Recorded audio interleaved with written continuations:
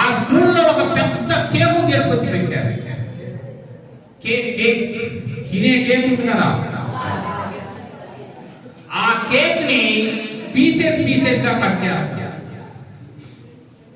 ఆ స్కూల్లో 100 మంది విద్యార్థులు ఉంటారు. 100 పీసెస్ గా ఆ కేక్ కట్టారు.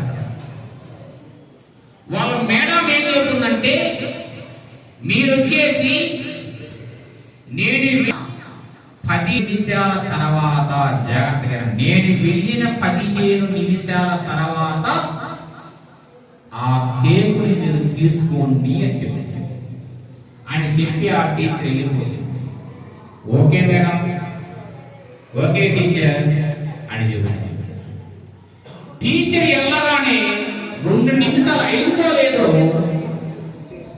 ఒక స్టూడెంట్ వెళ్ళి, ఎప్పుడైనా మనదే కదా కేకు, ఎప్పుడైనా మనమే తినాలి కదా అని చెప్పి తన కేక్ తీసుకొచ్చి తీసుకుంది. 1 by 1 అదే పనిలో వెళ్తారు. 15 నిమిషాల దాకా ఆగారా? 75 మెంబర్స్ ఆఫ్ స్టూడెంట్స్ వాళ్ళ కేక్ వాళ్ళు తీసేసుకున్నారు. 50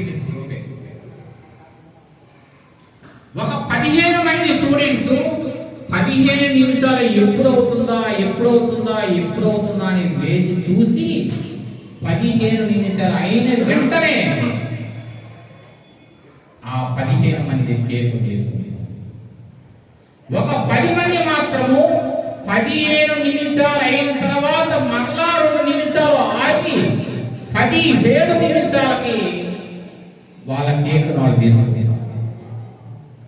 ఆ టీచర్ ఏం చేసిందంటే, ఆ క్లాస్ రూమ్ లో ఒక సీసీ కెమెరా అమర్చింది. ఎవరెవరు 15 నిమిషాలు ముందు తీసుకున్నారో నోట్ చేసుకుంది, ఎవరెవరు 15 నిమిషాలు అయిన తర్వాత తీసుకున్నారో నోట్ చేసుకుంది, ఎవరెవరు 15 నిమిషాల తర్వాత 2 నిమిషాలు ఆగి తిన్నారో నోట్ చేసుకుంది. స్కూల్ అయిపోతుంది, వాళ్ళ కోర్స్ అయిపోతుంది, వెళ్ళిపోతారు. తర్వాత కొన్నాళ్ళు గెట్ టుగెదర్ పెట్టుకోండి.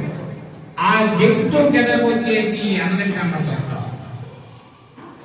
ఎవరైతే కేకులు వచ్చేసి 15 నిమిషాల లోపు తిన్నారో వాళ్ళందరూ కూడా పంట్రోతులుగా, క్లర్కులుగా, చిన్న చిన్న ఉద్యోగాల్లో సబార్డినేట్లుగా చేస్తున్నారు.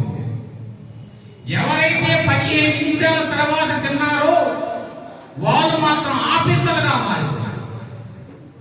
ఎవరైతే 15 నిమిషాల తర్వాత 2 నిమిషాలు ఆగి తిన్నారో వాళ్ళు మాత్రము మంచి బిజినెస్ మ్యాన్స్ గా, బ్యూరోక్రాట్స్ గా, పెద్ద పెద్ద ఆఫీసర్లుగా, కంపెనీలకు వచ్చేసి యజమానులుగా మారుతున్నారు.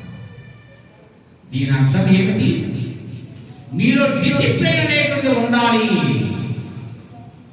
మీ సార్ వచ్చేసి ఏ విధంగా చెప్తే ఆ విధంగా నడుచుకుంటే మీరు ఆ టాప్ పొజిషన్ ఇందాక ఉన్నారని చెప్పాను చూడండి, ఆ పొజిషన్లోకి వెళ్తారు. మీ సార్ చెప్పినట్టు నడుచుకోకపోతే 15 నిమిషాల ముందు వచ్చేసి కేకులు తిన్నారు కదా, వాళ్ళలాగా మారిపోతారు. మీరు ఏ విధంగా కావాలనుకుంటున్నారో మీరే నిర్ణయించుకోండి. ఏ విధంగా కావాలనుకుంటున్నారు? డిసిప్లిన్ ఇది very very important in student life. Next చిన్నది, 2 కప్పలు బావి దగ్గర ఆడుకుంటూ బావిలో పడ్డాయి.